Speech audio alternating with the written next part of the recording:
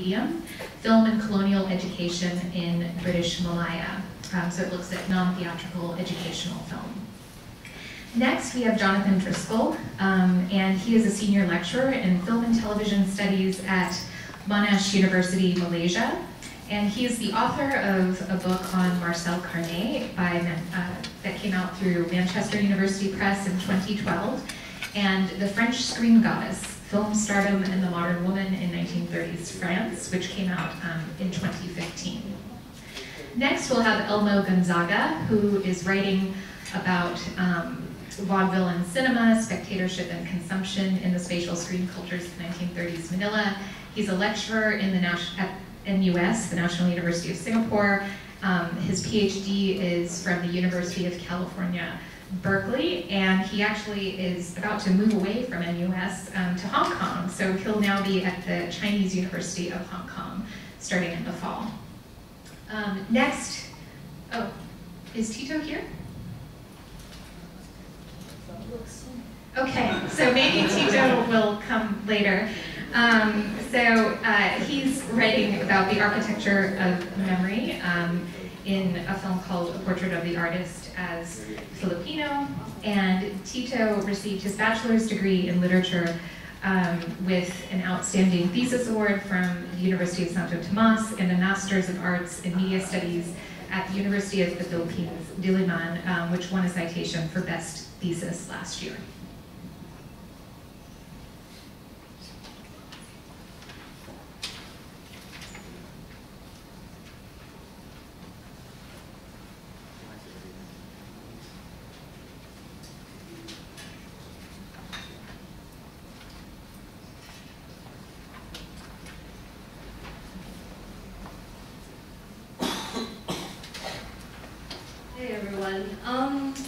I'd first like to thank the organizers for putting together such a great conference and allowing me to be part of it today.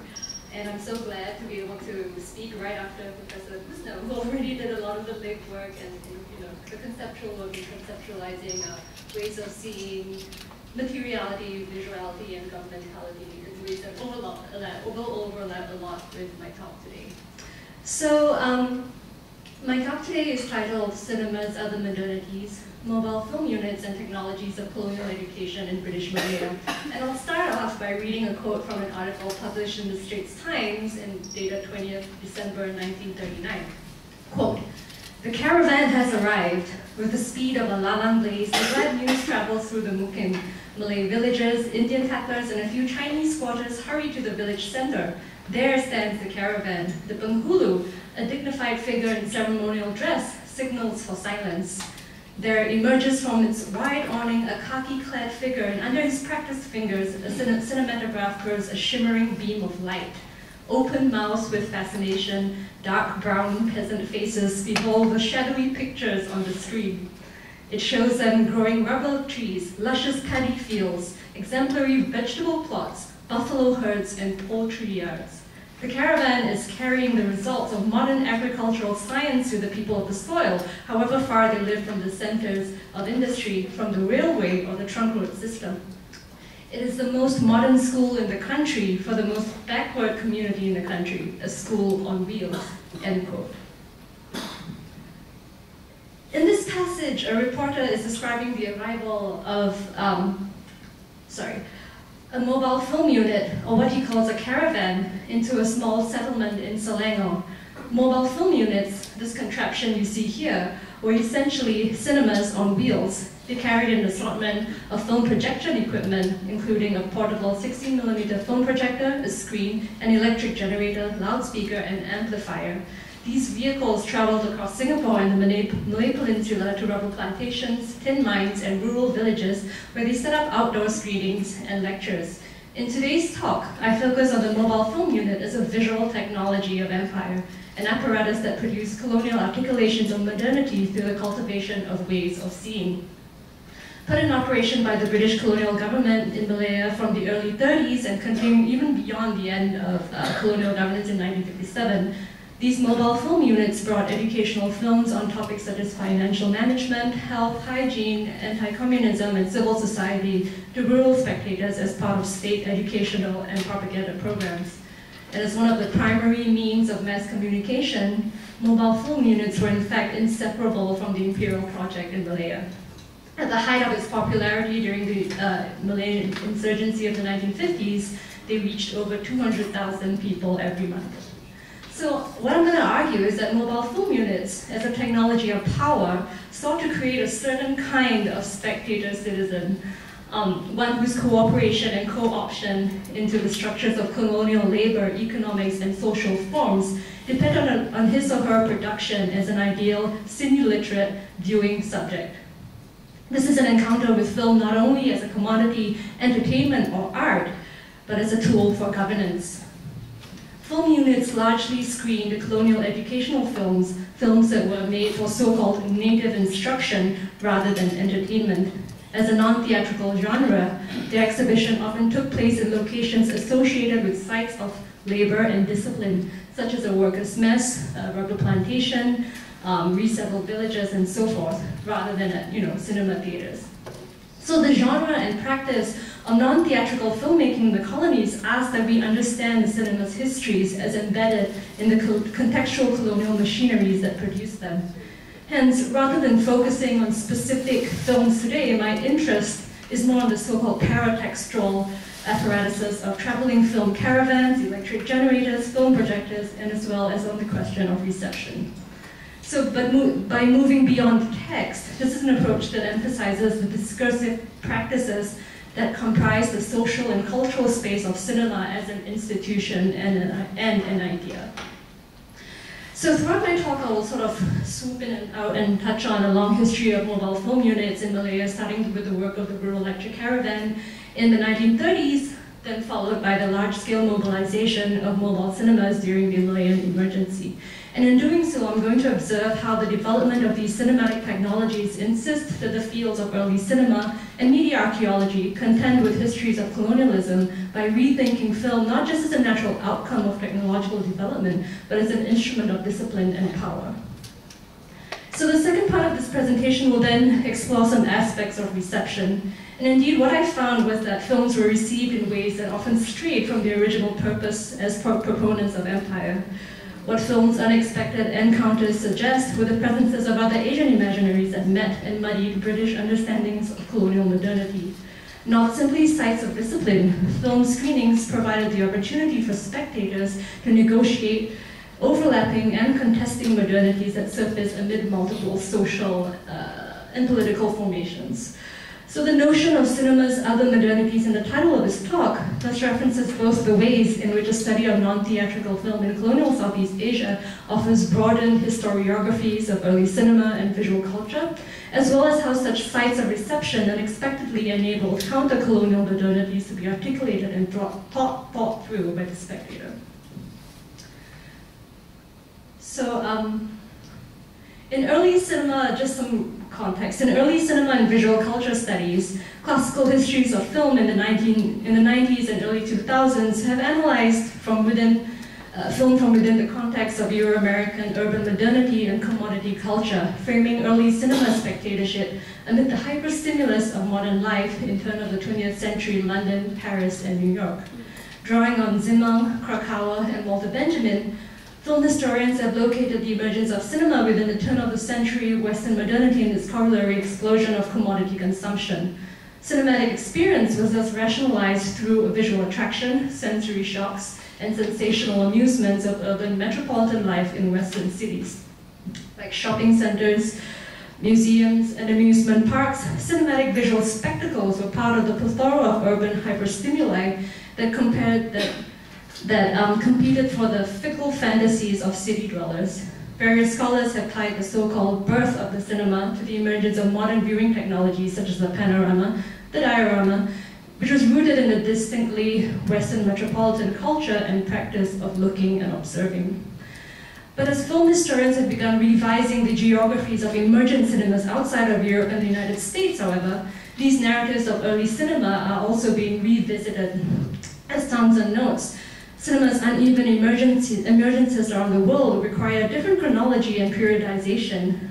Ravi Vasudevan calls for a centrifugal history as a way of understanding not one, but many dispersed histories that include mainstream and local micro-cinemas whose periodization sort of run out of sync with Western histories of film. Indeed, uneven and alternative modernities across the globe frustrate attempts at directly mapping the experience of early cinema and modernity in the US and Europe on the colonial experience in Southeast Asia.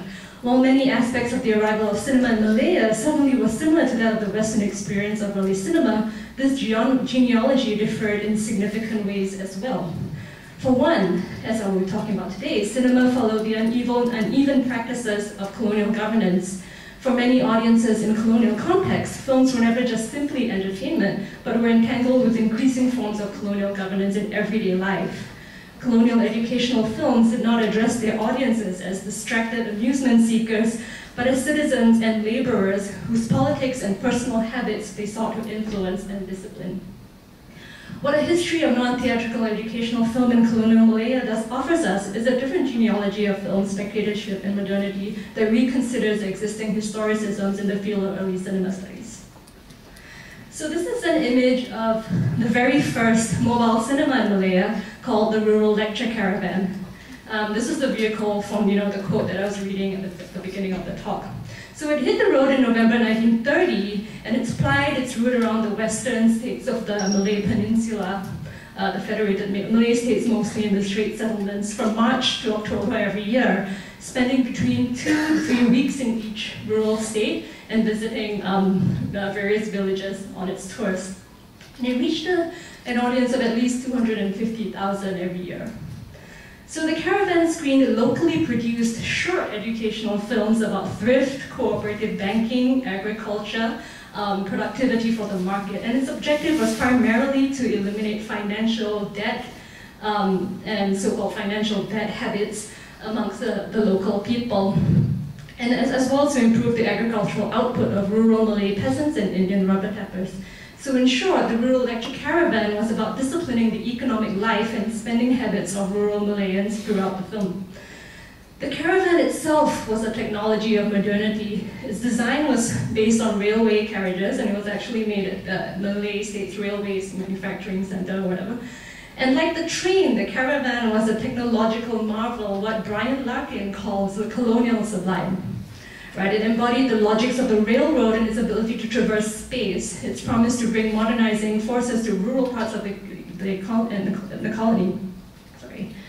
Inside, sleeping bunks were upholds. There were places to sleep along each side of the interior of the caravan, so that the lecturers who would accompany the caravan on the trip would have somewhere to spend the night. And there was also, a cooking stove, a wash basin, and places where you could hang your coats on the inside. And in the rear compartment, there was a cupboard which housed the important stuff: the cinema projector, dynamo, the screen, film reels, lamps, and loudspeakers. So the very allure of colonial modern technology was quite literally built into the design of the Rural Lecture Caravan. This is a later 1938 version of the original. And you can't see it here, but in the center of the back doors, there was painted in gold Jawi lettering the words Sulo Kemajuan Kehidupan Kampung, or the torch of progress in village life. The purpose of the caravan was now especially clear. It was a vehicle of efficiency and transformation, bringing the winds of progress and modernity, so-called, into rural Malayan lives. So true to its slogan, the caravan was specially equipped to screen films to segments of the population that were sequestered in hard-to-reach outlying areas with no reliable source of electricity. So the first power system involved a Cine Kodak projector powered by a dynamo that was run by, sort of looping a belt over the rear wheel axle of the caravan. And then when, the engine was turned on, that would sort of turn the projector. Later on, they had the money to buy a Blackstone engine and a dynamo to produce a more stable source of power. So the 16mm film format also made for easy portability, enabling films to travel across the peninsula stowed away in the back of a truck. As Heidi Watson observes, the standardization of the 16mm film gauge in 1923 and its exclusive use of acetate film stock was part of a deliberate attempt to increase the portability and marketability of films outside of movie theaters. With non-flammable, small-gauge celluloid, these films could travel in smaller and lighter canisters, enabling, in the case of these mobile cinemas, larger numbers of films to be transported to areas, to audiences in more remote areas. Making sure that the camera projection equipment itself was portable and durable was really important. At times, projection equipment and power units had to be transferred to a boat so that these visits, they could make visits to villages that were not accessible by road but only by river. So projectors were also accompanied by sound and voice projection equipment so that the lecturers who accompanied the caravan would give a commentary about the film in the local languages and dialects. Mobile film units had to reach the largest numbers of people as possible, often traversing unpaved roads and inaccessible terrain amid brutal tropical heat and humidity. And in fact, many clever technological workarounds had to be invented to sort of circumvent the detrimental effect of excessive dampness on sound equipment. So there were many occasions when lecturers would go hoarse because the cones in the loudspeakers would fail because of the humidity. So I spent a fair amount of time talking about the technological aspects of the rural lecture caravan because I wanted to draw attention to the material elements of cinema, the actual stuff that makes it possible for us to see film as a play of shadows and light. The physicality of films and the apparatuses that produce them are important because they determine how these entities were used, moved, and preserved.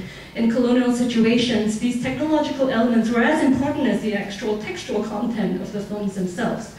So proponents in the relatively new field of media archaeology, such as Wolfgang Ernst and Friedrich Kittler, call for media studies that ought to be distinguished from other cultural studies disciplines. Instead of thinking about media through its cultural histories, they are instead interested in how the physical technicality of media determine the ways in which we organize, access, and communicate knowledge not as stories, but as data. But where proponents of media archaeology are in search of a deterministic, techno-oriented study, to my mind, technologies are inseparable from the cultural histories that give them life. Can we place mobile film units in a genealogy of colonial apparatuses of visual display and education? Indeed, scholars in visual studies such as Alison Griffiths, Fatima Tobin-Roni, and Anna McCarthy have shown how the logics of the museum, the World's Fair, and ethnographic photography have informed the very logic of the camera as machine and the exhibition space as the technology of imperial education. Quite certainly, the fanciful notion that cinemas could move around on wheels is itself the product of colonialism's geographies. The very conditions of British administration in Malaya, which consisted of an amalgamation of crown colony and indirectly ruled territories and loosely administered protectorates, consisting of people of multiple languages, ethnicities, and religions, make the cinematic experience so compelling for the colonial government as a means of mass communication.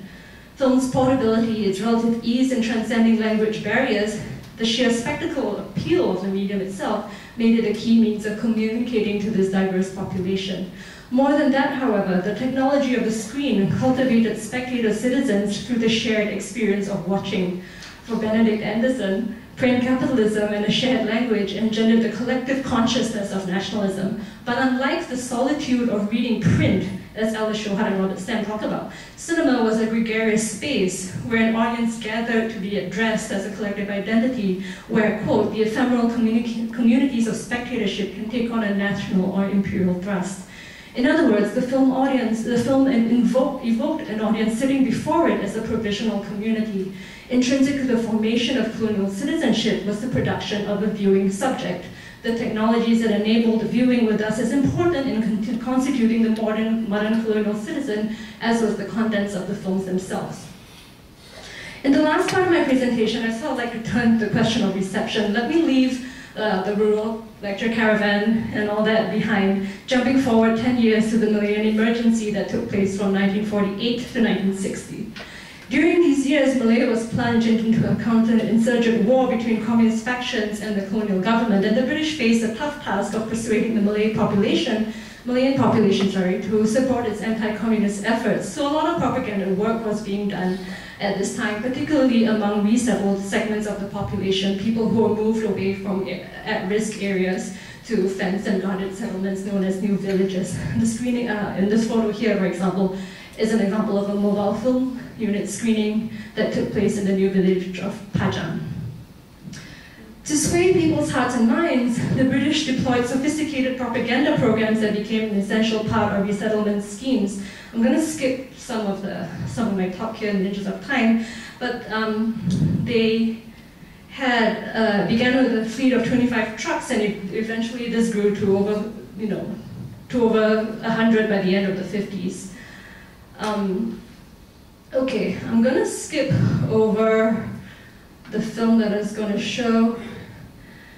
Okay, to get a sense of what these screenings were like, the trucks would draw up into the village. They would say, oh, the malam ini ada wayang, tonight there'll be movies, and they would set up a screen in a clearing where the show would begin. And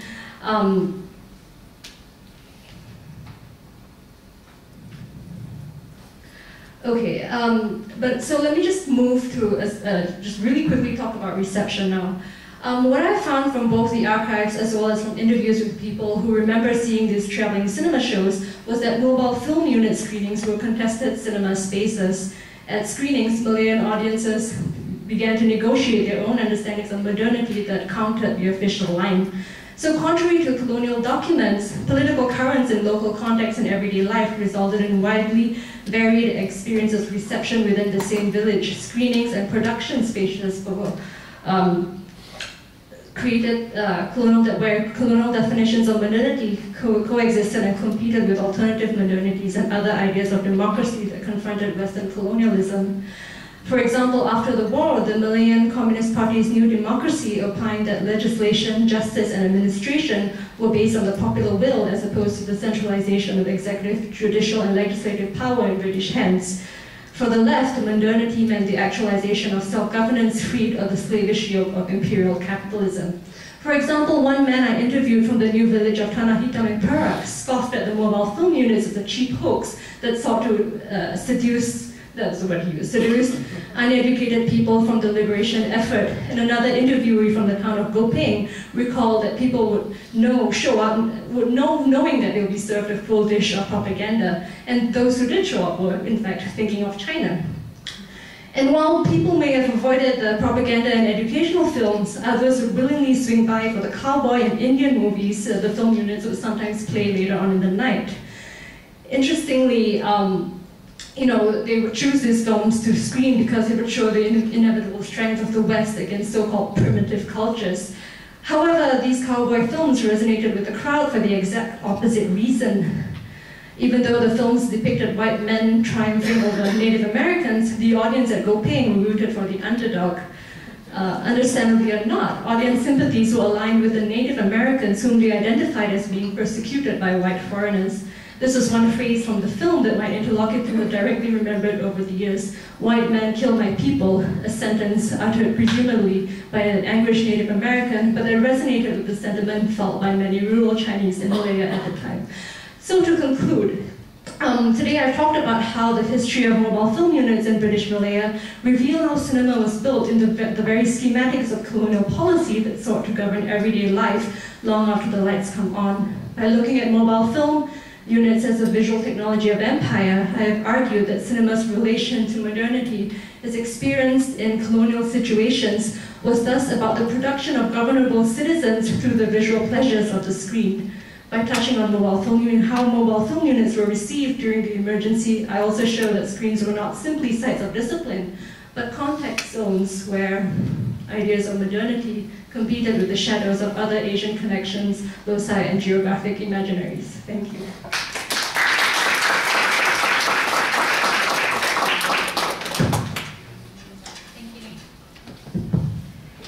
Thank you, Nadine. That was a really fascinating presentation. So we have about 5 minutes left for any questions from either the audience or other panelists.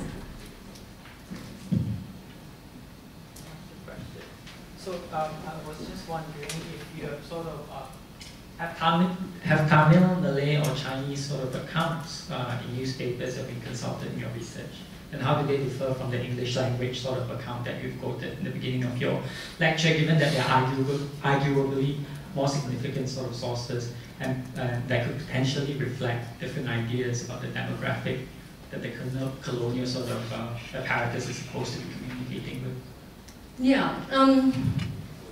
I'm currently working with my research assistant to sort of get those accounts from the newspapers, but the so-called local sources of reception studies that I've obtained so far, I've obtained through interviews mostly with people who were still alive during the time and who remembered watching these films. And it's interesting to note that they had different programs for so-called different ethnic communities and ethnic groups, depending on which village it was, what the problems were. Was it, an issue of did this village, have problems with cultivating enough paddy, for instance, or was there a communist threat nearby?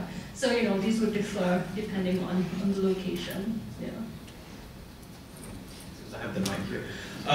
I know that the communists eventually made their own propaganda films. I know of a few in the 70s and 80s, but they tried to do a kind of countermeasure to these efforts by the government. Did they make their own propaganda films? Do you have any information about that?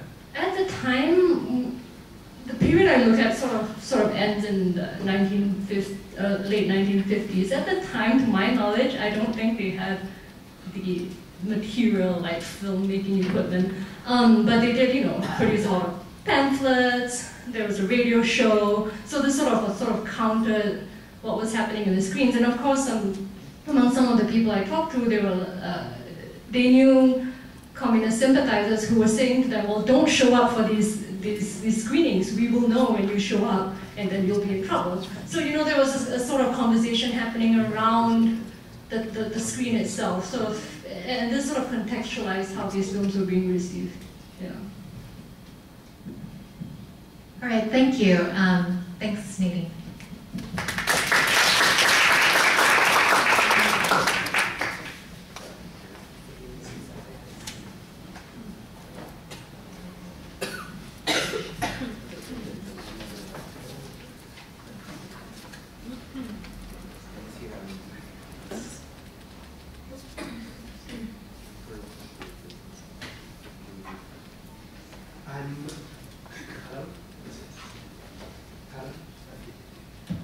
Okay. Okay, so this paper then is about the important role played by space in P. Ramley's stardom in the early 1960s. So for anyone who's unfamiliar with P. Ramley, then he was a multi-talented contributor to the Malay cinema, the golden age of Malay cinema. He was multi-talented insofar as he would direct, he would write his films. He was a composer, musician, actor, star.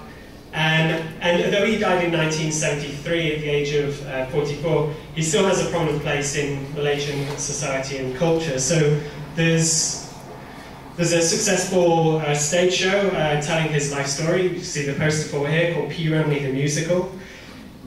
Just around the corner, in fact, there is Jalan P. Ramley, so a street named after him. And also just to illustrate like, the sort of contemporary sort of interest there is still in P. Ramley. This is an exhibition that was in a shopping mall called New Central, which was just about his life and work. It's just a big exhibition. It was really quite busy. And it's just a few months ago. And he's also regularly discussed in newspapers as well. And last week there were some discussions about him and about his financial situation in the final years of his life. So he's regularly in the press. Before continuing, I'd just like to say a bit about the Malay cinema. This is the kind of popular cinema, different from the colonial film unit that we've been hearing about.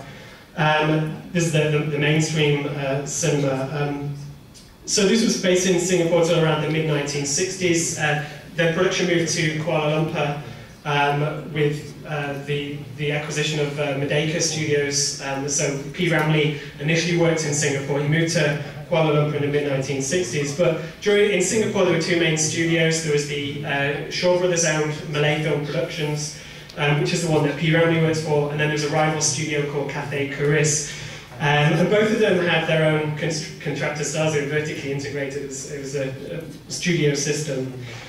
Another important issue to mention before I continue as well is the ethnic makeup of this cinema. So the world of Malay film production this time was quite multi-ethnic. There was the producers Chinese, there's directors imported from India, the technicians were from various ethnic backgrounds. But the films themselves focused almost entirely on the the Malay ethnic group. So there's Malay characters, stories, performers, and whether you had non-Malay characters, they were far less frequent and often stereotypical roles.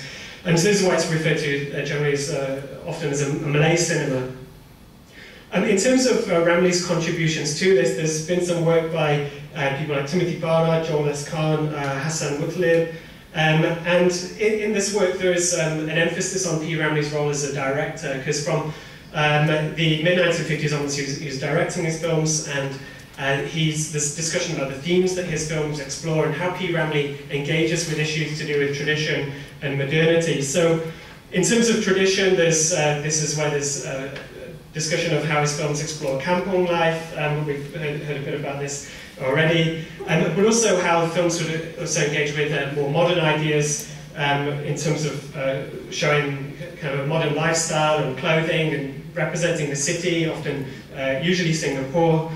And in discussing this, Timothy Barnard sees Ramley's films as often at different times got different attitudes to modernity. So some of the films embrace it, some of them are ambivalent, some are more skeptical. But already we can see the significance of space in his cinema in terms of this opposition between the kampong and the city. Okay, but another important way that we can think about P. Ramley then is as a star, and there hasn't really, this is an angle that hasn't really been explored quite so much. He's frequently referred to in publicity materials as a star, so as a bintang, the Malay word for star. So you can see this is an advert from a film magazine called Majalah Film, and you see P. Ramley right in the centre there and the stars around him. So he's really been positioned clearly as a star. This is him on the front cover of one of them, and again you can see the glossy images here, the cover image, the way he's posing, all of these things. This is a typical kind of way of presenting a star. Okay, so in discussing Ramley as a star then, I've drawn approaches from star studies, and one of the main things that I'll be doing is looking at his extra filmic persona. So in looking at stars, we can look at the films and the performers, how they perform in these films, and embody recurring characters and these kinds of things. We can also look at the extra filmic materials as well, so publicity materials, newspaper articles, reviews, all of these kinds of things.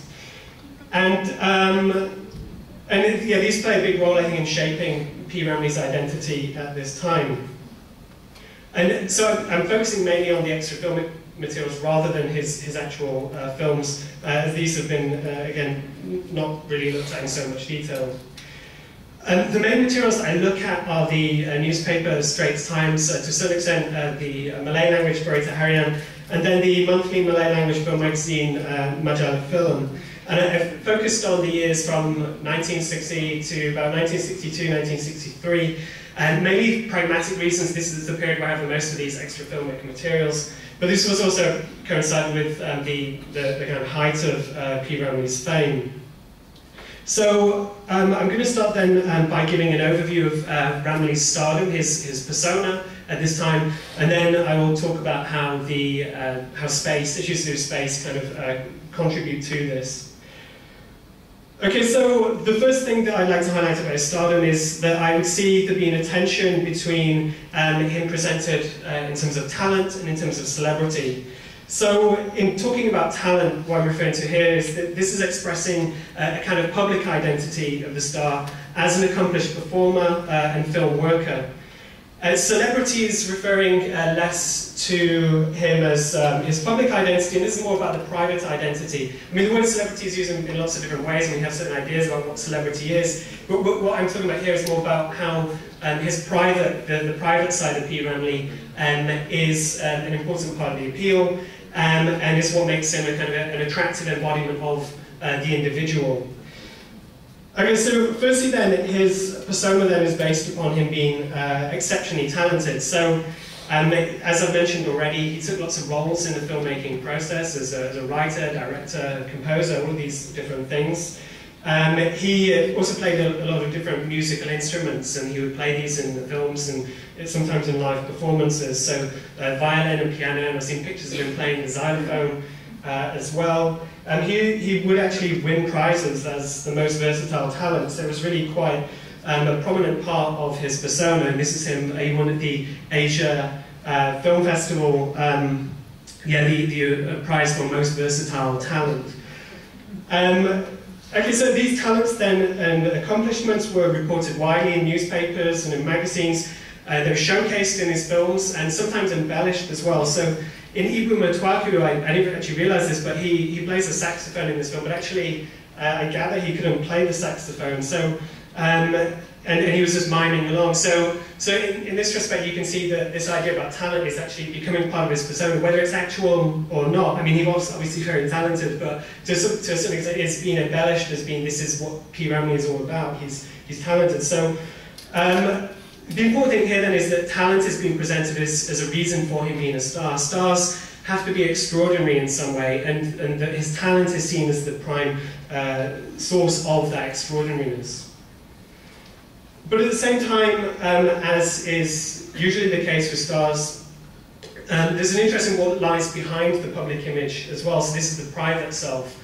And Richard Dyer would, he talks about this, about the, in Heavenly Bodies, the introduction to his second book on stardom, about this, the question of really about what engages audiences and fans with stars is often this question about really about trying to understand who the star really is behind the surface. And you get insights into this in close-ups that gets us a bit closer to the star, and stories about what they're doing off screen as well. This gets us closer to trying to understand who this star really is. So we can look at in Ramlee's films a lot of his tragic dramas, for example, like Ibu Matuaku and Tara Duadaja. These focus on a private world of love and despair, and often set against the backdrop of an unforgiving social world. And many of the films also have kind of biographical elements as well that we can tie into his actual life. So often his films are about musicians. Partly this is, again, to showcase his musical abilities, but partly it's to tie in with his persona as a performer.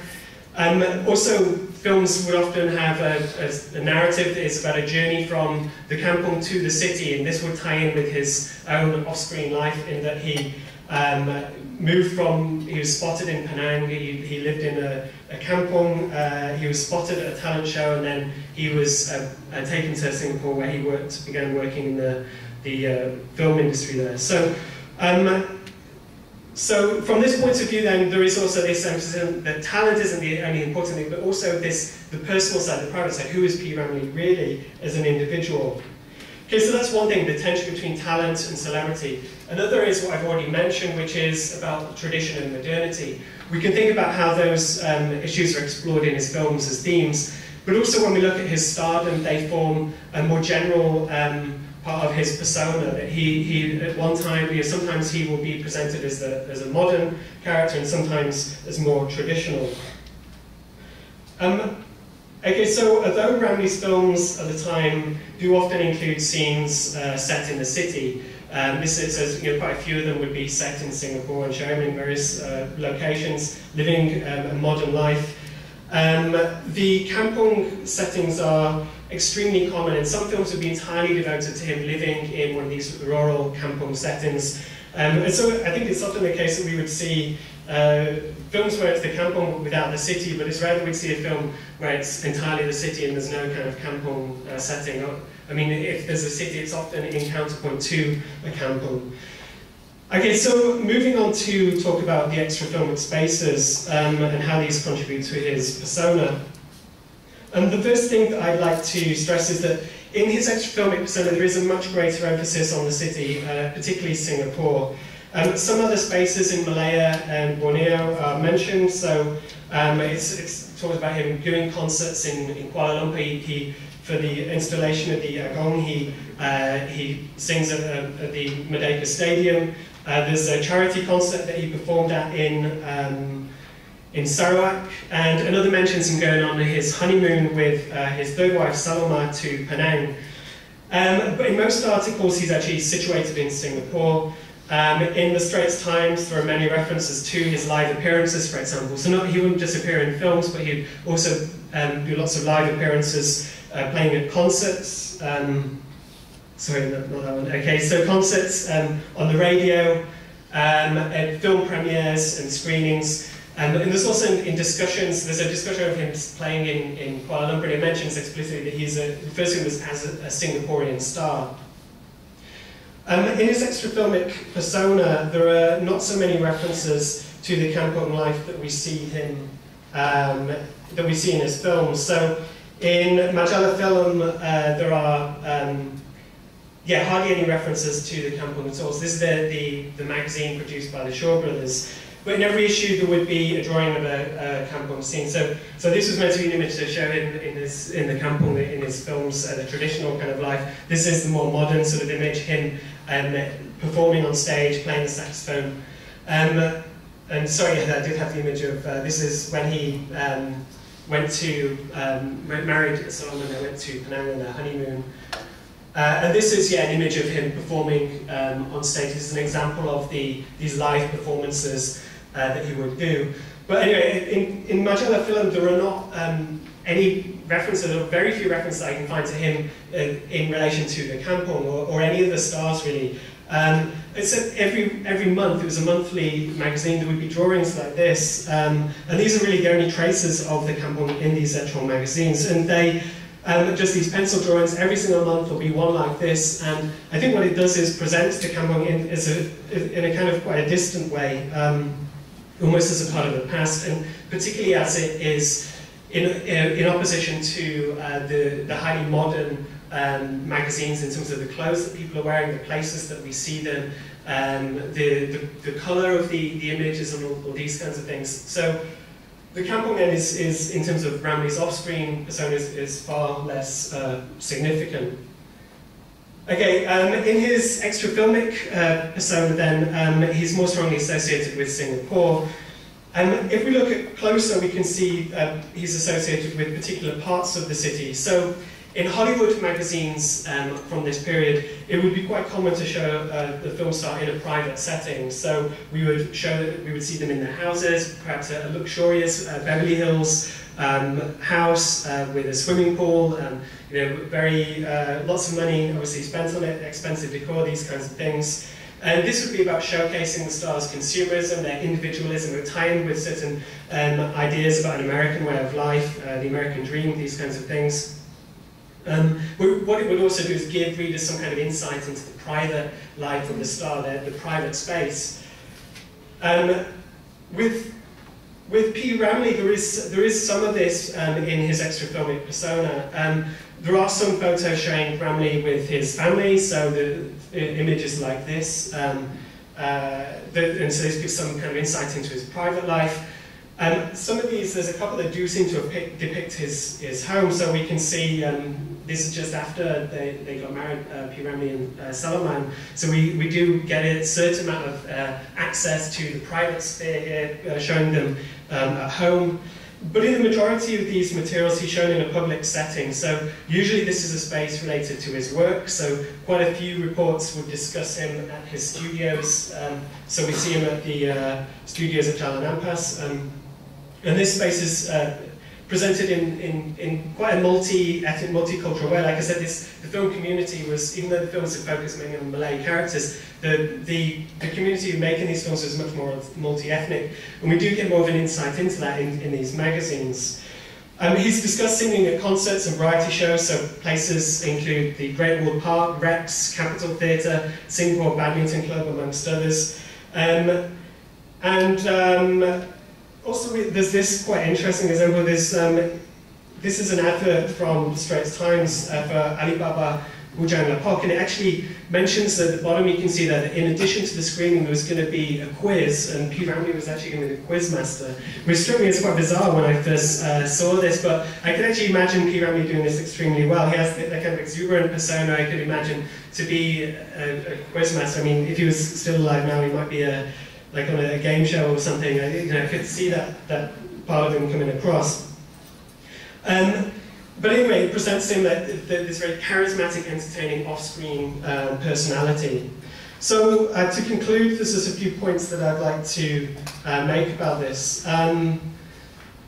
So I mean, what I hope to show is that while you can look at these tensions between tradition and modernity in his films, and it's a very productive way of understanding this cinema and Ramley's contribution to it. If we look at his extra-filmic persona, there's also another valuable way of thinking about some of these issues. And we can see sort of differences between the filmic and the extra-filmic if we do this. So,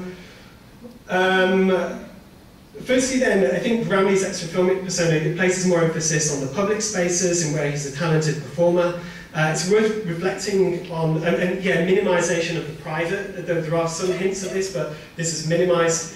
It's worth reflecting on how this does contrast with his modern day persona, where there is a much greater emphasis and interest in the details of his private life. So P. Bramley the musical, for example, is very much about his 3 marriages, and showing these relationships and giving us some kind of access to the private space. So this is an image from P. Bramley the musical where we see him at home with Saloma. To some extent, I suppose this gives insight into changing attitudes, a shift towards greater individualism, perhaps celebrification in society. It can also give insight into different perspectives on his films in a number of ways.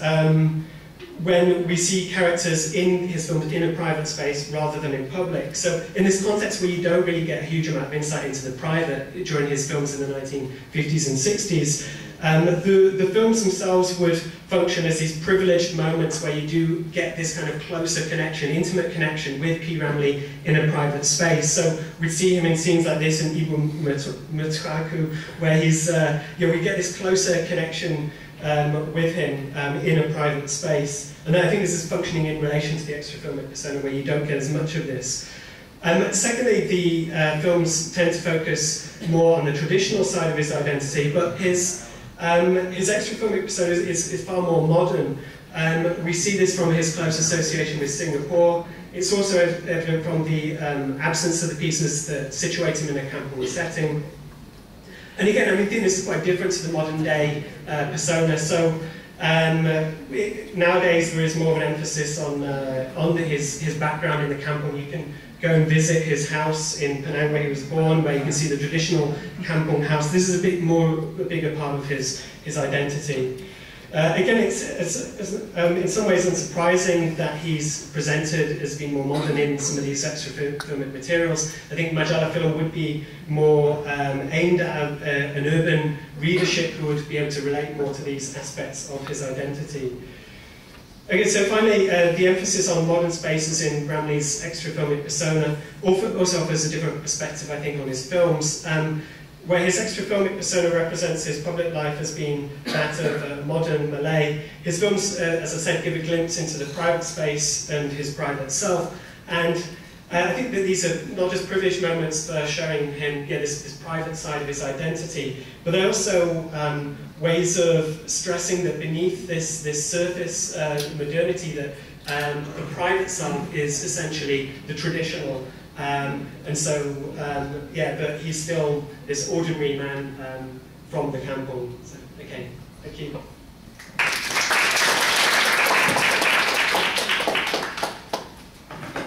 Thank you, Jonathan. Questions?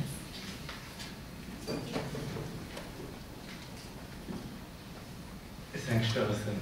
Very, very interesting. I have one of the things you were talking about led me to think about this opposition, sort of the construction of the star between the kind of popular icon and that dichotomy between intimacy and sexuality.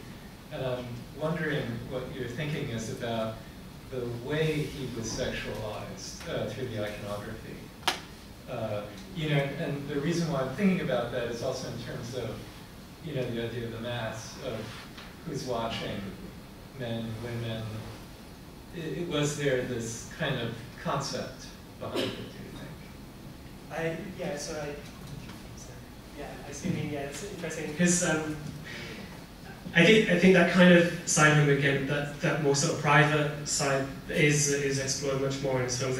It comes across less in the extra-filmic materials that I've been looking at. Like I said, it's more of a kind of public thing, and I think that, so that's kind of what I'm saying, is that if you look at the films in relation to this, the films are giving more of an insight into this private side, partly through the spaces that I refer to. So we see him in private spaces in a way that we don't off screen. So it's this kind of this moment. But yeah, and I think there's singing as well. Like when he sings songs as well, that's also giving some emphasis on the private, showing his emotions, his feelings, these kinds of things. But I think as well what you say there about the sexualized side as well in terms of performance and the body. Yeah, so I don't really see it as much in the extra filming materials, but I think that, again, that would perhaps be working in relation to that by the films, again, being these privileged moments where we get that kind of view, that sort of side of him. Yeah. I think there was a question on that. Yep. Great paper, I loved it. Really entertaining and really interesting too. You sort of mentioned kind of everything about him and his persona and his life, except for his death. Okay. And I mean, when I first sort of learned about P. Ramlee, when I first sort of came to Malaysia so many years ago, I was really shocked by how young he was when he died, considering kind of how much he achieved and how important he is in Malaysian film history. So does his kind of very young death inform his star image at all? Because I haven't seen any emphasis on that. And as I say, it came as quite a shock to me when I learned how young he was. So does that inform his star image at all? Is it part of the recollections of him? Is he a sort of tragic figure in some ways? And if it's not at all there, then it seems quite conspicuous by its absence. Why do you think that would be? I'm not really so sure about the youth, how he's young, because I've looked at a lot of the material since he died, actually, so from 1973 onwards, and it's quite interesting story about what happens to him, how his persona changes, how goes through some modifications in those years.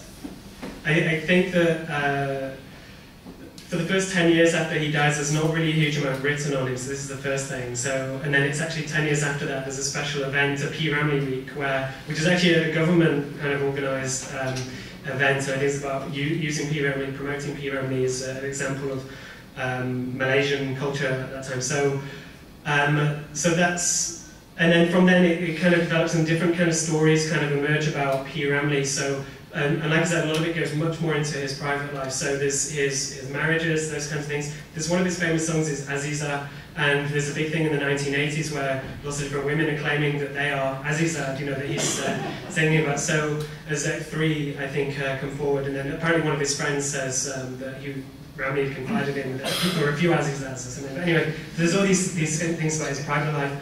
And then I think about his death, I suppose one of the main things is that there's the whole thing about him dying in poverty. This is what it said, that he lost a lot of his money and that he'd become far less celebrated, that he lost a lot of his appeal and popularity. And so, yeah, there is that kind of tragic side to this. I think what I'm interested in is, I mean, this story fits in so well with his films, actually. I mean, it's almost like his off-screen. This becomes very much what his films are about, this kind of tragic dimension to him being forgotten and neglected and these sorts of things. So I suppose what I'm interested in is the extent to which this narrative is one that is kind of constructed based on that to some extent.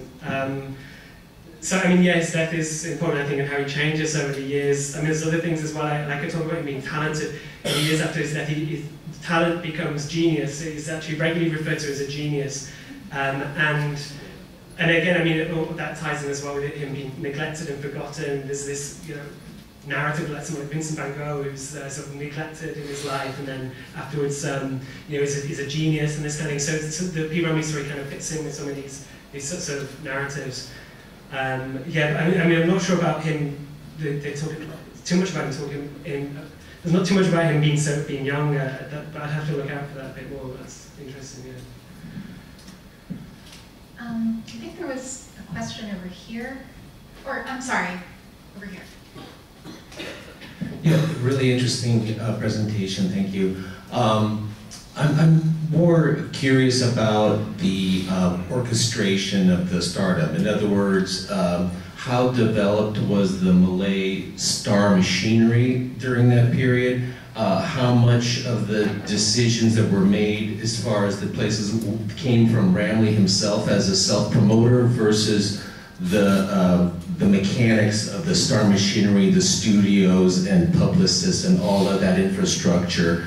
I'm just kind of curious about that interplay and the weight you would give one or the other. Yeah, because I think that's really important, and unfortunately it's quite difficult to find out about because I mean, I've looked into to see how many kind of studio memos and things like that. That would be really great. And for Hollywood cinema history, is a lot of these kinds of things, materials to help see who made decisions about certain things. And there isn't really that kind of material. The magazine Majalla Film that I referred to, though, I didn't know anything about this when I first started looking at it. And I thought it was a film magazine that was being privately produced, that was to promote, that was sort of, I guess, for the market, people who are interested in the Malay cinema. It turned out, as I was looking through it, I realized that certain stars and directors are never mentioned in this magazine at all. Because I actually wanted to compare him with Esru Mainor. And so I was trying to look for Esru Mainor to compare him with P. Ramlee, and I couldn't find him at all. And then I realized the reason for this is Esru Mainor is Cathay Caris and P. Ramlee is Shaw Brothers. And so this magazine was actually a Shaw Brothers magazine. So that's about the only insight I really do have, is that the Shaw Brothers did have their own magazine that was devoted to promoting their films and their stars. So there's that. And then aside from that, what I'd really like to know is how much of the newspaper articles has input from people from Shaw Brothers or from P. Ramlee. There's one where Norisan, P. Ramlee's second wife, when he gets divorced from her, there's a point where she goes to the press and complains about P. Ramlee and says, which also kind of ties in giving insight into the private life of him, and it's criticizing him for being a workaholic, and when he wasn't working he was at nightclubs and these kinds of things and parties, and then P. Ramlee retaliates and says why she said all these things, and I gave up drinking for her and all this sort of stuff. And I mean, some of this stuff, it seems slightly staged, and I'm not sure whether there was that. So yeah, I'm afraid I don't really know, but it's an important thing to find out about. Yeah, I guess so. Thank you so much.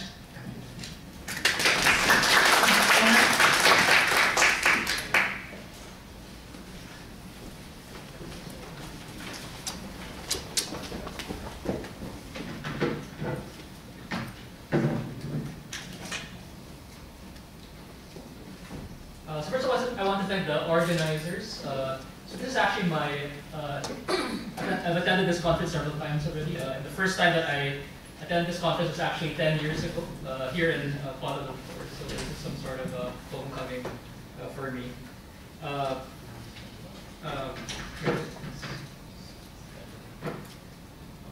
Hello.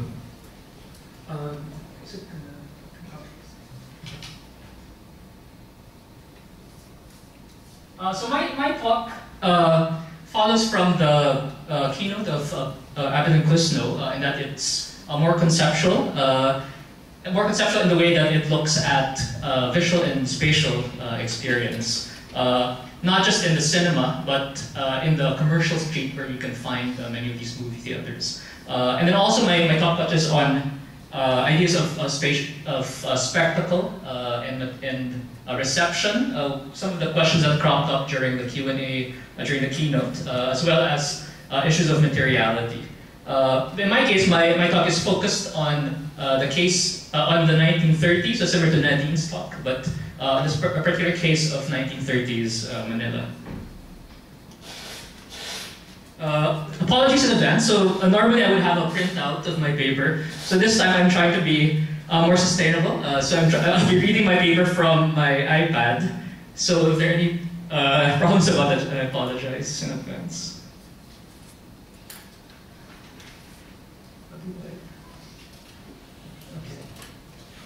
Oh, sorry. Okay. Okay.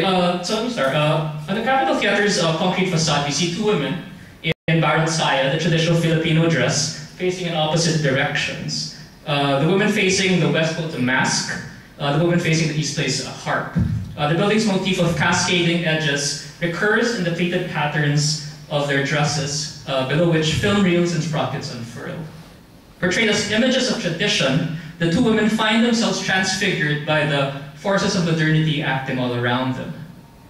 In 1934, the Capitol Theater cost 1 million pesos to build in a record time of 120 days. The building was described in its inaugural program as being proof of its builders' belief in the future prosperity of the Philippine Islands.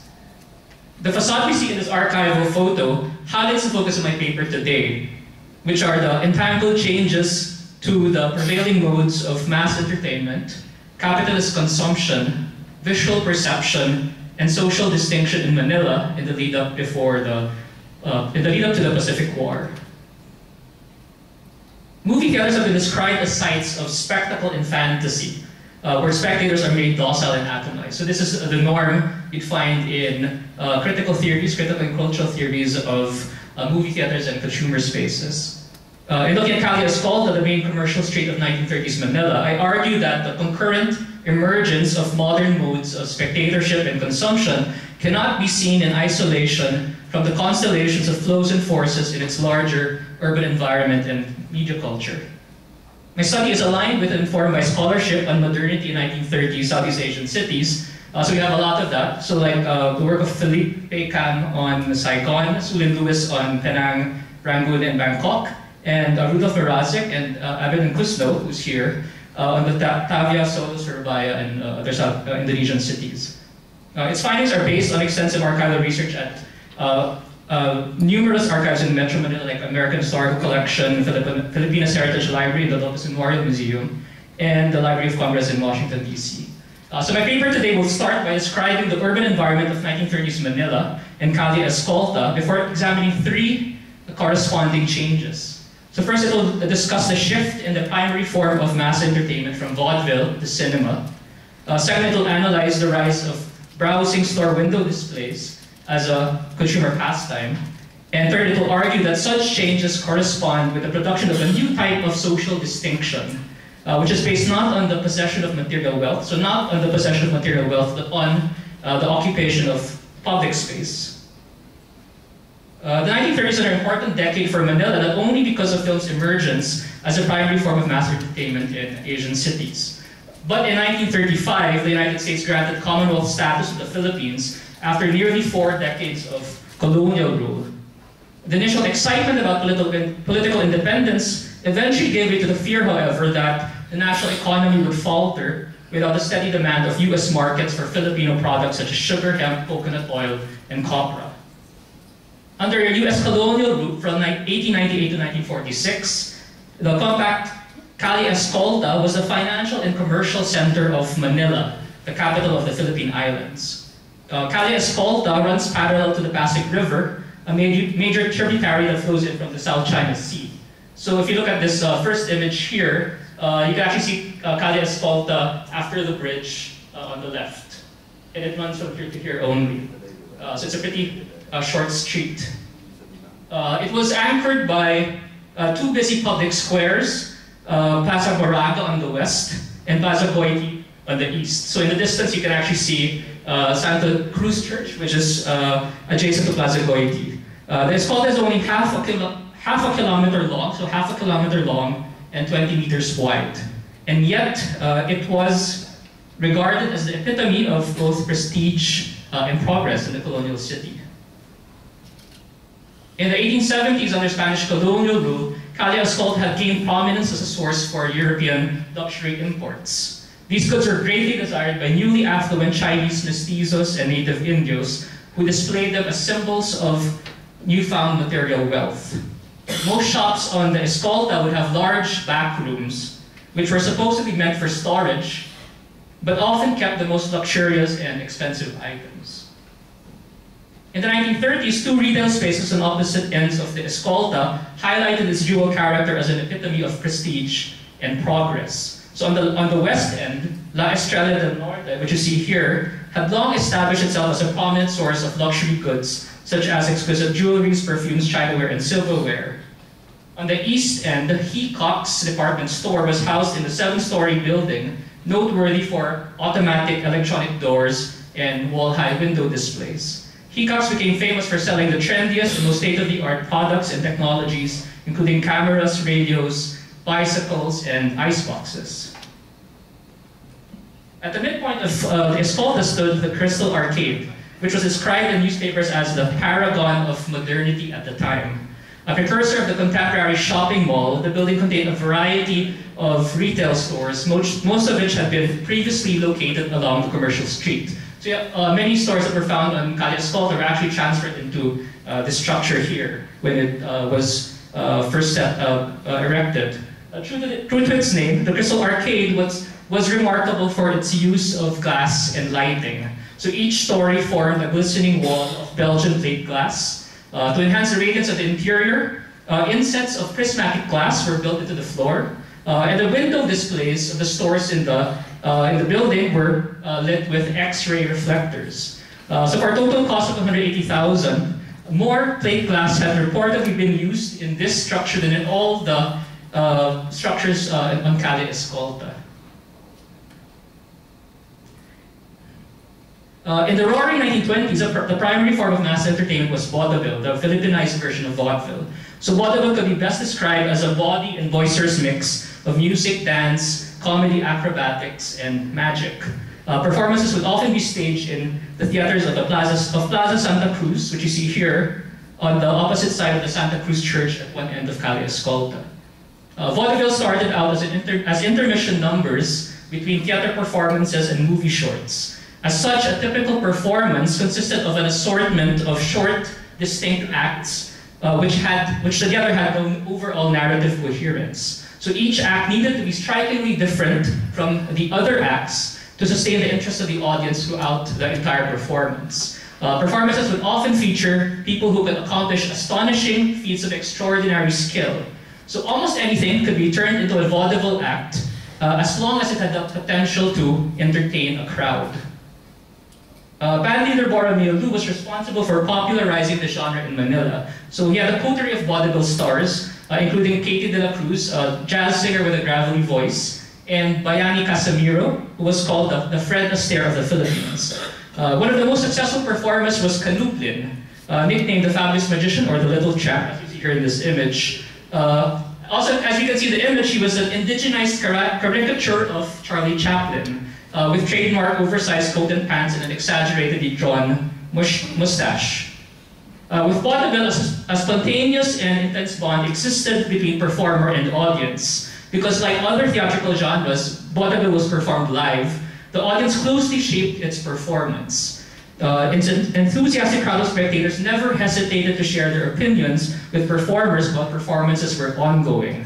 As such, vaudeville performers had to continually adjust and improvise based on the expectations and demands of the particular audience during the actual performance. And because vaudeville acts performed before a large audience in a short amount of time, they needed to project themselves vigorously. They needed to be compelling enough to engross the audience in the fleeting moment they were on stage. So sometimes, just to elicit a strong reaction from the crowd, performers would throw insults at the crowd, or even they would throw objects at the crowd just to establish a bond with the crowd. The decline of vaudeville coincided with the rise of cinema. So by the mid-1930s, multiple movie theaters, most of which screened Hollywood pictures, had opened across Manila. So the shift in dominance from theater to film marked the passage in the prevailing mode of visual perception, which shaped the relationship between consumer and commodity. Audiences needed to continue to adjust to this new relationship, whereas theater performances were improvised and adaptable productions based on the particular audience. Film narratives were predetermined mass commodities. Unlike theater performers, film characters did not directly address their spectators by staring back at them. And without this immediate bond of theater, the relationship between film characters and spectators became fundamentally detached and impersonal. Film narratives no longer were reliant on the physical presence of performers, but on the formal arrangement of images. With its tightly composed frames, the camera trained the spectator to view the mundane objects and minute details it highlighted with a focused gaze. Spectators were compelled to ignore the troublesome realities that might distract their absorption and surrender to the more alluring world that unfolded before their eyes on the movie screen. Laura Mulvey has famously explained how the pleasure that spectators derive from watching the events unfold on the screen comes from the sense that they cannot be seen. I would add that their focused gaze becomes possible because of the implicit awareness that this gaze cannot be returned or reciprocated. Spectators view the images on the screen with fascination and fixation because they know that the bodies of the objects being viewed cannot gaze back at them. If these on-screen realities were able to return the gaze, then they probably look away out of a sense of propriety or shame. And this focused gaze finds its potency in its anonymity, which relies on the experience of a darkened theater. The shift in the relation between spectator and spectacle in the passage from theater to cinema coincided with a shift in the relation between consumer and commodity. In the early 20th century, more and more residents of Manila spent their leisure time outside the home. They would frequent the length of the escolta with the main purpose of gazing at the miscellaneous items on display behind its many glass windows and counters. This pastime of browsing in the commercial street became possible because shops grew increasingly reliant on window displays to attract customers. With its orderly and transparent glass frame, the window display acted as a miniature stage or panorama for commodities, which pedestrians could easily peruse while strolling along the sidewalk. The gaze of the consumer now echoed the gaze of the spectator in devoting heightened attention to the objects being presented to him. The window display used transparent plate glass to frame the commodity as an object for display and scrutiny. In earlier historical periods, people could scrutinize the goods being sold at bazaars, fairs, or marketplaces with their hands. Now, window displays restricted their physical access to goods. The spatial detachment had the effect of heightening the visual and affective bond between consumer and commodity. Isolated and emphasized by the frame, the object enclosed behind the plate glass, behind the glass case, called the attention and stoked the curiosity of pedestrians. However, the consumer was allowed to examine the object only in his spatial detachment from it. This arrangement enabled mundane objects, which were consumed out of necessity, to be turned into alluring commodities, which were exchanged in the marketplace. Like the spectators of films, consumers were restricted from negotiating the realities of commodities. Without the test of physical scrutiny that they would have in a fair or marketplace, the significance of an object's material properties was devalued in favor of its visual attributes, which might not be readily present in them. In studying the rise to prominence of the oil painting, John Berger highlights the heightened perception of materiality that accompanied the emergence of consumer capitalism. According to Berger, oil paintings became valuable among members of the burgeoning merchant class because they represented for them objects they could acquire with their newfound wealth. As such, objects rendered through the medium of oil painting were more textured and tangible, and therefore more graspable, more capable of being acquired. Through theatrical picturesque floor displays, commodities were endowed with an alluring aura of materiality. It was this potent aura of materiality and not the actual material properties of the commodities that made commodities more graspable and desirable. So once imagined with this vivid materiality, the commodity could linger in the mind of the consumer long after it had disappeared from the field of vision. The shift in the relation between consumer and commodity based on a new mode of spectatorship shaped the form of social distinction in 1930s Manila. So prior to this historical period, distinction had been defined by royalty or religion, which rested on the strict exclusivity of wealth or status. The luxury imports sold in the shops of the escolta greatly appealed to Manila's social and economic elite, who liked to appear in public dressed in, on special occasions, dressed in the latest Parisian fashions. Members of the elite would often frequent the luneta at dusk, which you see here, to listen to the military brass band play. They took this as an opportunity to show off the horse carriages that they owned, adorned with their resplendent European ornaments. In the 1930s, most Filipinos rarely watched movies because the ticket prices were too expensive. Whereas a civil servant at the time received an annual salary of 1,550 pesos, and an unskilled worker earned around only 450 pesos a year. So if you compute that, such wages would amount to between 1 to 4 pesos a day. At the time of its inauguration, the Capitol Theater charged for orchestra seats 40 centavos, And then for balcony seats, 80 centavos, and then for lodge seats, 1 peso and 50 centavos. So watching a movie in a premier theater like this was very expensive and unaffordable. Writing about Southeast Asian cultures, Anthony Reid explains how social distinction was a crucial means for those who did not belong to royalty or aristocracy to ascend the established hierarchy. Merchants and migrants did not have the good fortune of inheriting their wealth or status. So instead, they used the earnings they amassed to acquire possessions and adopt lifestyles that exuded luxury and prestige. To affirm their new social standing, the newly affluent needed to display their ownership of luxury goods before the gazes of others. People who gained prestige were those who had access to the back rooms of Calle Escolta, where luxury goods were hidden.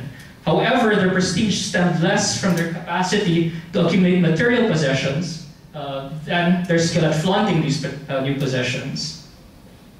In 1930s Manila, window displays enabled pedestrians to form a visual bond with commodities without having to access the exclusive backrooms of shops. Seeing these objects in the isolation of their window displays enabled people to dissociate them from the bodies of the owners who would display them in the past. So the idea soon spread that anyone, regardless of wealth or standing, had the capacity to form a bond with these commodities. As the visual attributes of these objects gained in potency, the aura of prestige that they produced became transposable. Dissociated from the physical body, their value grew more affixed instead to the spatial domain as it was assimilated into the atmosphere of the commercial street. In 1930s Manila, the aura of prestige that could be acquired from the Escolta was no longer limited to those who had the financial resources to purchase its goods. So this aura could become affixed to anyone who performed the simple activity of inhabiting the commercial street for a period of time. Strolling along the street, they would bask in its atmosphere of social prestige and urban modernity, which lifted them from the immediacy of local conditions. But because they considered the goods sold in Calle Escolta to be expensive and unaffordable, given their modest budget, they ended up not purchasing anything. So they would just stroll and browse, but not buy anything from the store. So instead, as you can see from the map, what we have here is the places where people would buy their goods instead of the Escolta. So the black bold line that we see on the screen marks the Escolta, and then we have the surrounding area where people would normally buy their things.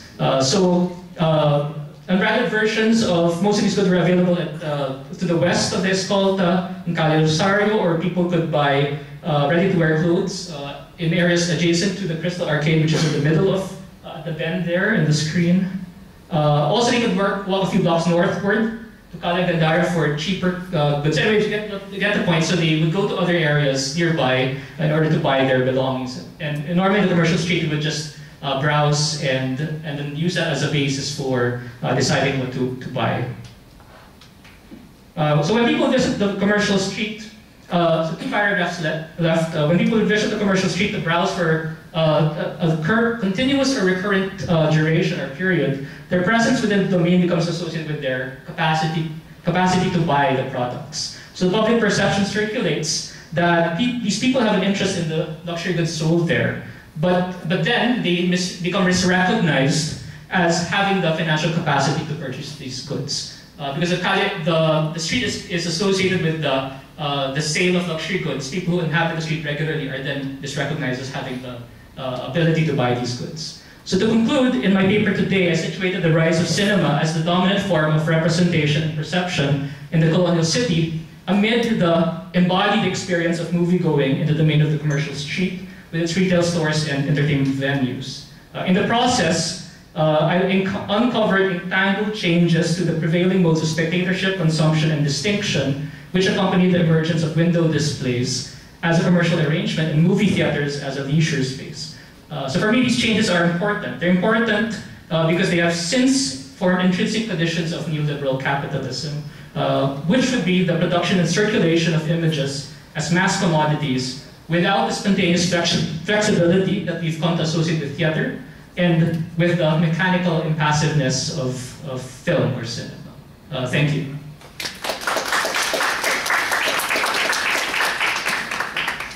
Thank you, Elmo. So we'll have a slightly shorter Q&A session, about 5 minutes.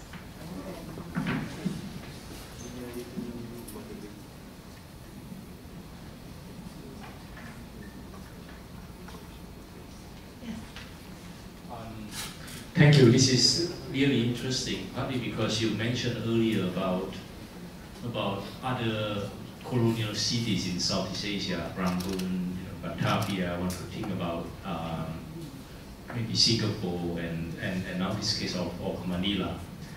It makes me wonder about the kind of a more inter-Asia references, and even in terms of the topic of cinemas, the whole boulevard, the street culture, and so on and so forth, and the reception of that kind of way of experiencing urban spaces. And it also made me wonder about the formations of a kind of a more transnational nationalism of that era. That seems to be a kind of a subject that you seem to hint at, but not really quite explored. Like in what ways that whole urban modernity then produce the different ways of thinking about identity.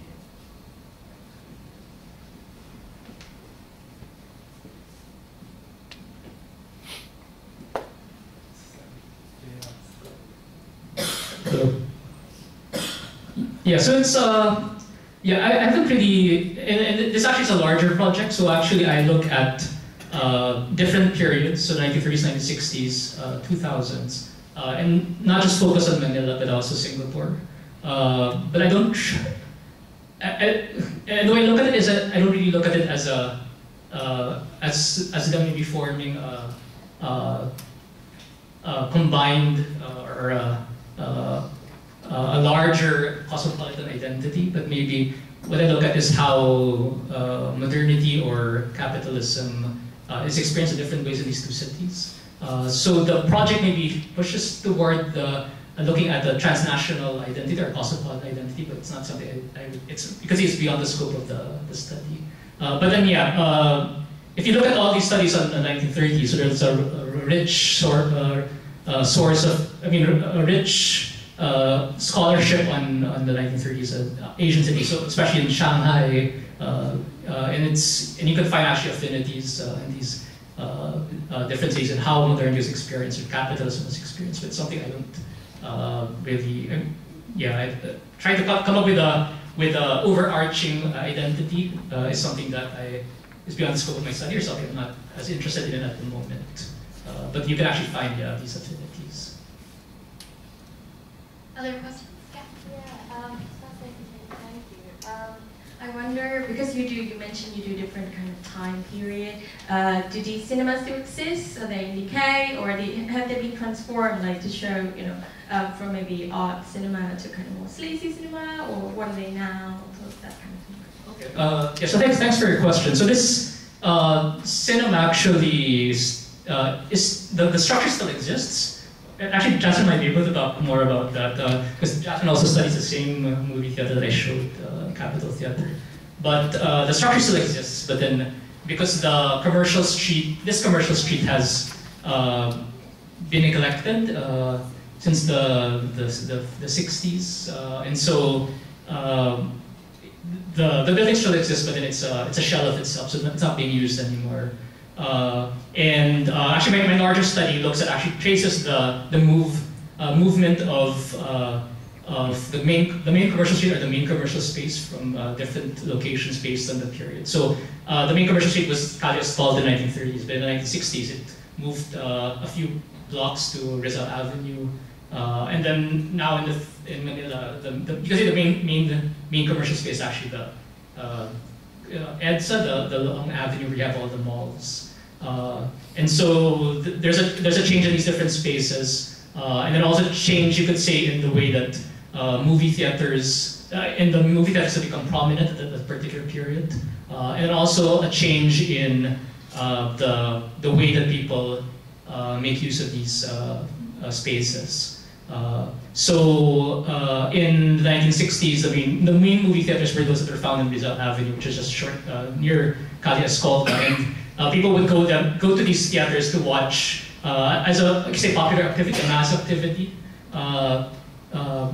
So they wouldn't go to the theaters because it was something that they would like to be seen in order to gain prestige. And then nowadays, people go to the shopping malls to watch movies in multiplexes and shopping malls. So it's a different practice nowadays where it's almost become part of the routine of inhabiting the city, going to the mall, spending your leisure time in the mall, watching a movie. So it's not really a special event anymore as it used to be. So it's actually part of the routine of inhabiting the city. The reason why I asked because it's very similar to Bangkok, similar situation, but there's a lot of like protests with cinephiles trying to preserve the cinema, and the owner of the land is not allowed. So that's kind of like tensions going on. So it's interesting to see that kind of correlation. Thank you. Thanks, Elmo.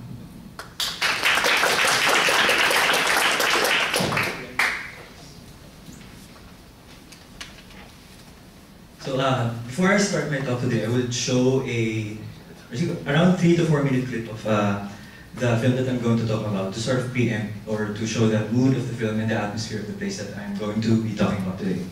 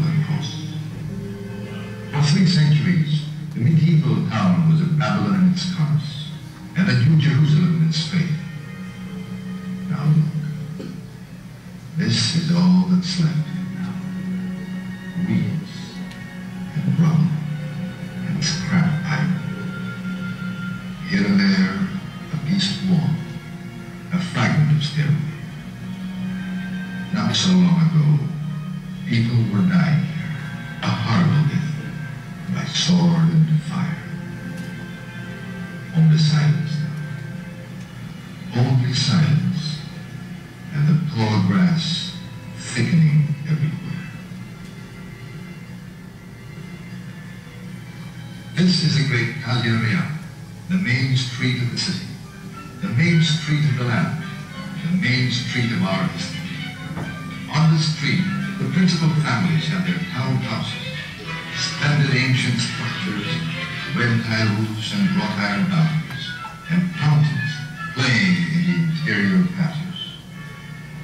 When I was a little boy, some of those old houses were still standing. They had come down in the world, no longer splendid, no longer the seats of the mighty, abandoned and forgotten. Intramuros was dying. Intramuros was decaying even before the war. The noble and ever-loyal city had become just another jungle of slums. But there was one house in the street that never became a slum, that resisted the jungle and resisted it to the very end.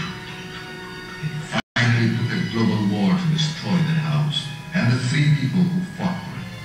Though they were destroyed, they were never conquered. They died with their house, and they died with their city. And maybe it's just as well they did. They could never have survived the destruction of the old Manila. Their house stood on the corner of Calle Real. This piece of wall, this heap of broken stones, are all that's left of it now. The house of Don Loreto Marcia.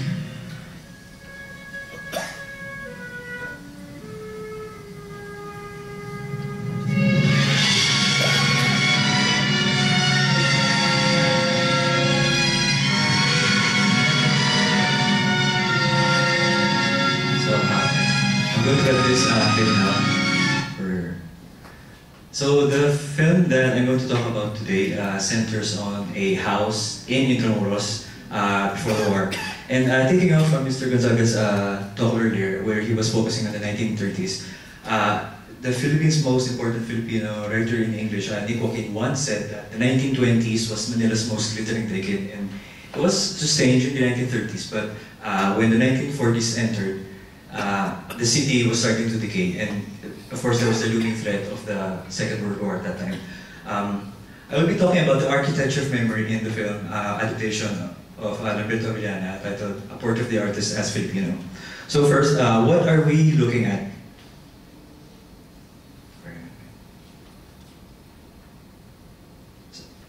French phenomenologist Gaston Bachelard once said that the house is our core of the world, which is, in order to attain our primary virtues, we have to look at the attachment that is native to the primary function of inhabiting.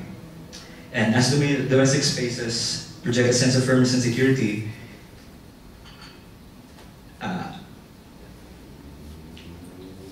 I'm taking off from Maurice Merleau-Ponty's quote that the most elementary and disinterested meaning and domestic spaces are replete with such recollections. So the paper looks into the exchange of meanings between man and space, or beings in space, and where the different social conditions and habits of the household create a social space.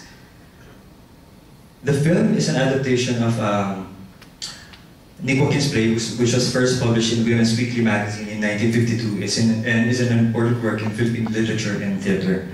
Its stage adaptation ran successfully for 2 years and was performed for over 160 times, a feat which remains unmatched in Philippine theater history.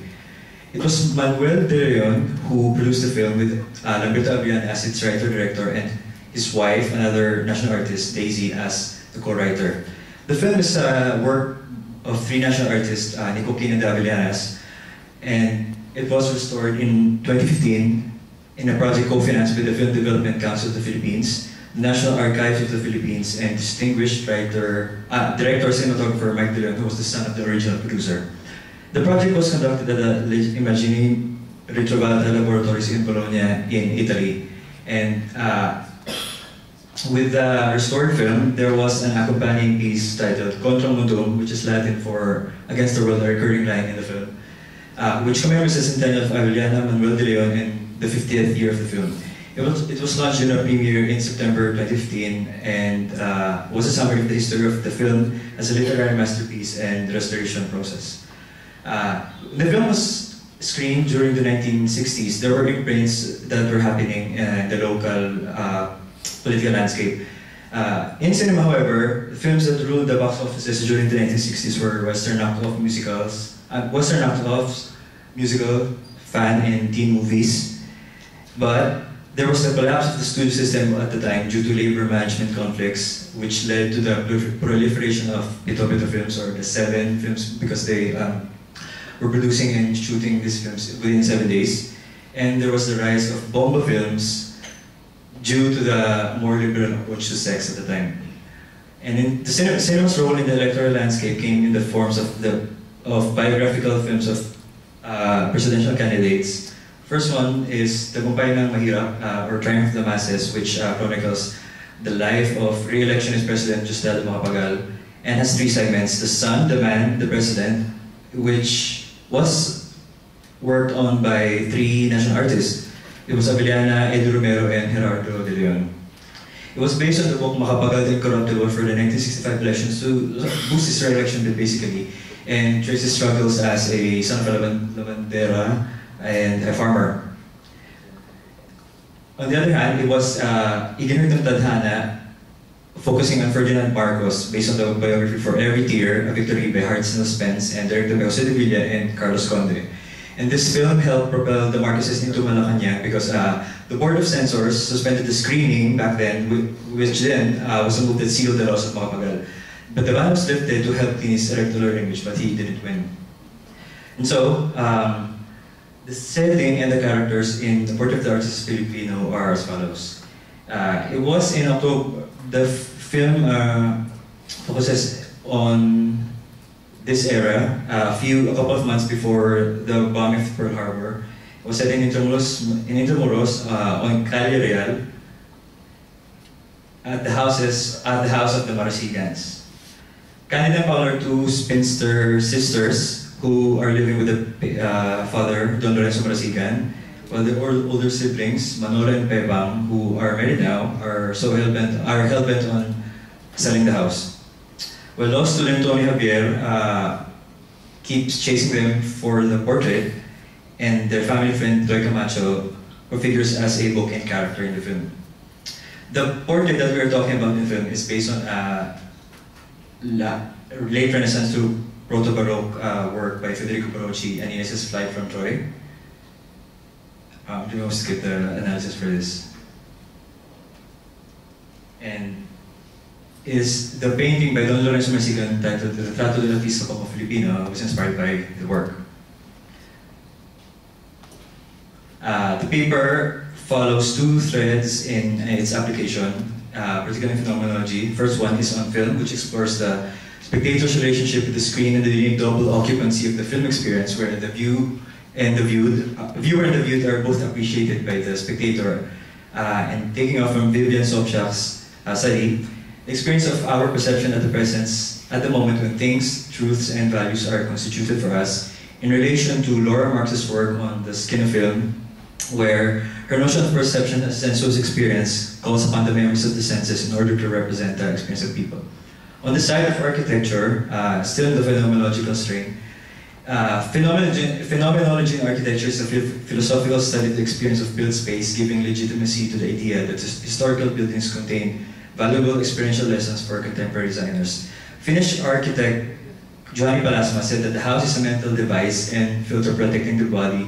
Therefore, we are looking at architecture from within the consciousness, experiencing it. And also, Gaston Bachelard said that to base one's work on the lived experience of architecture, and he called this way of looking as topo analysis, which is the systematic psychological study of our intimate lives. So, combining these two strains, we may consider a term, haptic visuality, as a multi-sensory approach, which is a sort of phenomenon in film, where visual stimuli can be translated into a haptic situation. Sensation. Again, Laura Marx's term, the skin of film, combines thematic, narrative, stylistic, and technical elements as a tactile way of experiencing cinematic works. On the architectural side, the tactile eye talks of seeing architectural spaces as though the eyes are touching it, and the images are perceived to the viewers and the film's body. While on memory, looking at people and spaces in the film, there are three concepts that we may want to look into. First one is place identity, where identities are formed because of certain recollections and creating certain attachments. There's also a sense of place, which recognizes the setting as a nurturing space, and also which then mediates change in people. And traces, where we see that memories can be entrenched in spaces, and following Henri Lefebvre's premise on architectural space as a social product, we look at space as being directly lived through associated images and symbols. For the house itself, we are then trying to construct multisensory experiences which are embedded as memories. Since domestic spaces are laden with meanings, there are rooms and certain objects bear particular memories. And the body, whether it's physical or filmic, functions now as an instrument and as a receptacle in viewing. Additionally, the senses operate in the accumulation of memories and in the recognition of events. So there's an interesting research that I did on the houses depicted in the film, because the first plan in the study was to draft floor plans for the house, but when we're looking at it from a overhead view, the aesthetics or sort of the look of the house is erased. So there were two houses that were actually involved in the making of the film. The first one was Yaptin Alberto House. These houses were located in the province of Binyan, which is known for being the birthplace of our national hero. So, there were no archive. I have not found any archival photos of it, so I'm just taking a few screen grabs in the film. Oh no, I changed. So the first house was used as the main house for the production of the film, and the owner of the house, then one of the youngest matriarchs back then, Floria Yapinchae, she allowed the production to shoot there during weekends, and then when she felt that it was too long, she would storm into her house all the way from Manila, and then would try and talk to the director for how long would their productions last. So the second house, the house now, it was demolished in the 1970s to give way for a terminal and a mini shopping center. The second house, which they took the furniture from, was also demolished in the 1970s during the martial law era and is now an empty lot. But the inside, behind those corroded roof sheets, you can still find rubbles. And so to conclude this presentation on the architecture of memory, these are products of our body's experience with physical space, and there are personal histories within spaces where multiple viewpoints can be shared and are integrated into society. The collective memories referring to the structure of a person's sentiments, which then become memories. And we have spatial recollections, wherein memories are embodied in spaces, and these are not merely cerebral, because just as we think that memory is the property of the head, and we then place emotion in the heart, and most of our knee-jerk reactions in our guts. But then both cinema and architecture can influence each other, as they are both cultural artifacts and shared records of history, letting us recall that our favorite narratives, familiar images, and traces of footsteps, and even songs from our own past. Thank you.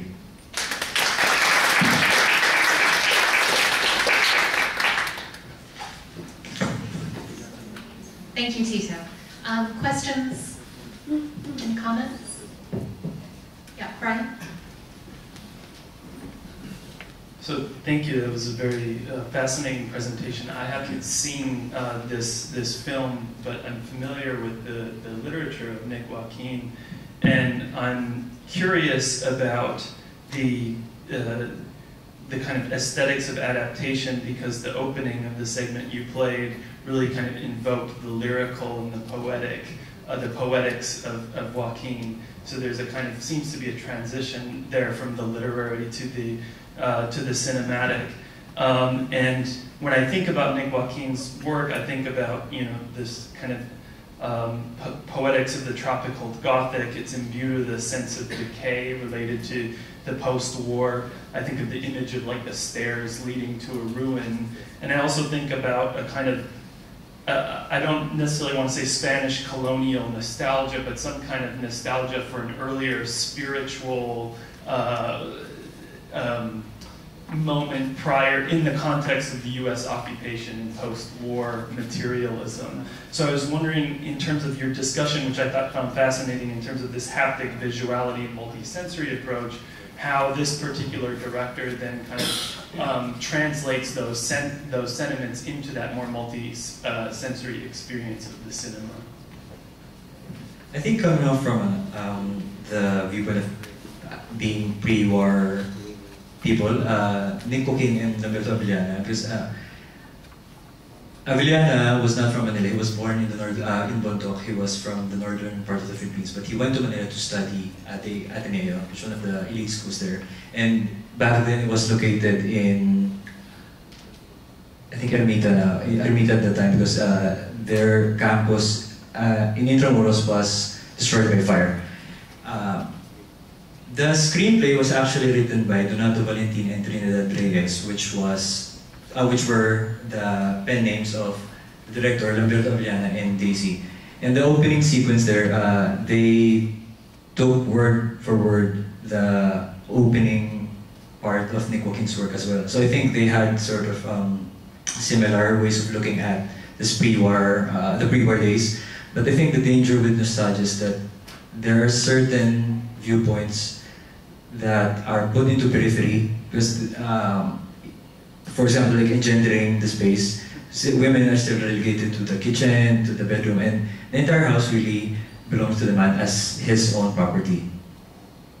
So if we're looking at the aesthetics, between Avellana and Nick Joaquin, they had similar experiences back then during the pre-war period, and then they were able to translate it because they had lived through it. other questions or comments? Yeah.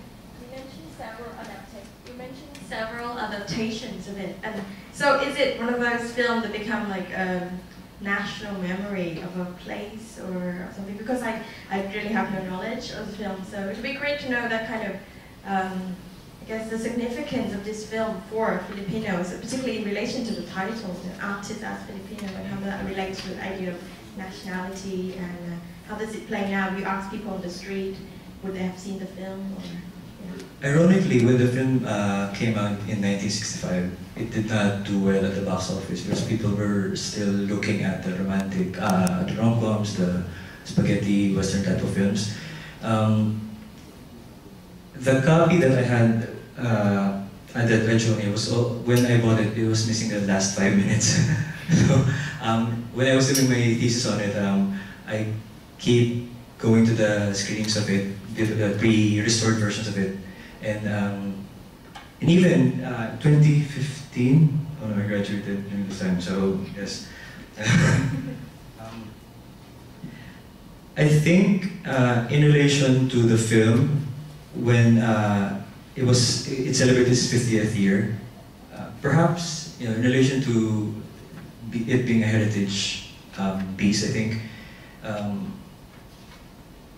having the term Filipino there would sort of elicit certain connections to it. Although, admittedly, people haven't seen this.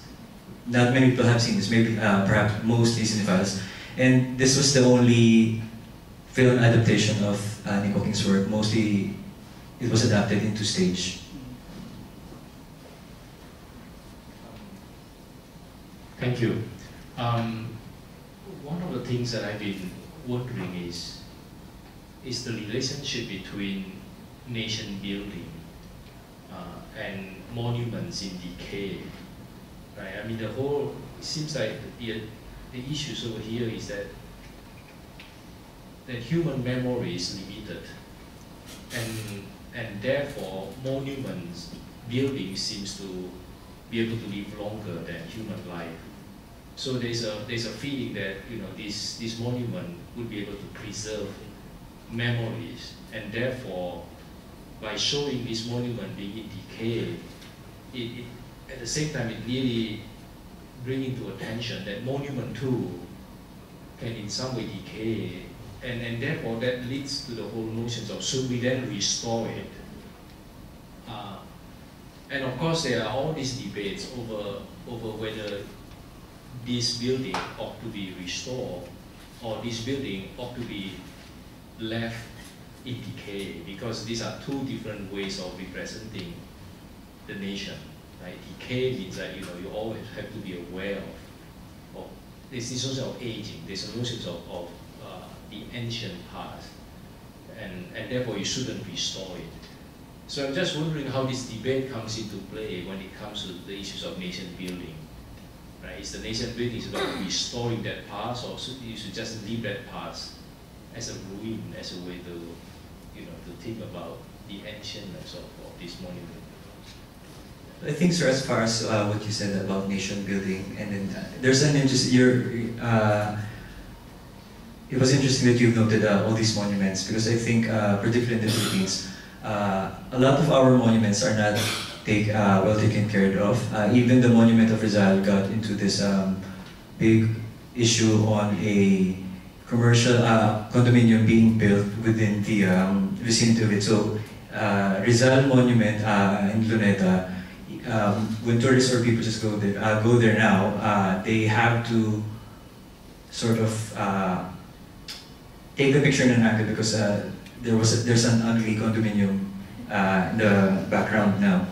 I think in the case of the Philippines, it's a bit of shame because there are so many decaying monuments and houses in it.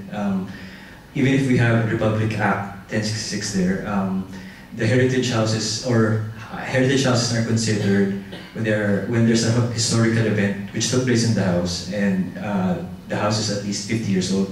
But not a lot of houses there are historically inclined. But overall, I think it still boils down to having enough political will to sort of sustain or maybe restore these monuments, these houses. And you know, it's not, because in Vietnam, they have all these monuments to Ho Chi Minh, and then we restored French colonial architecture, and even here, I mean, when I went around Kuala Lumpur, so many Malay architecture really is well preserved here. So I think it still boils down to having enough political will by the government and the people and local government units. Great, thank you. Thank you everyone for a great panel.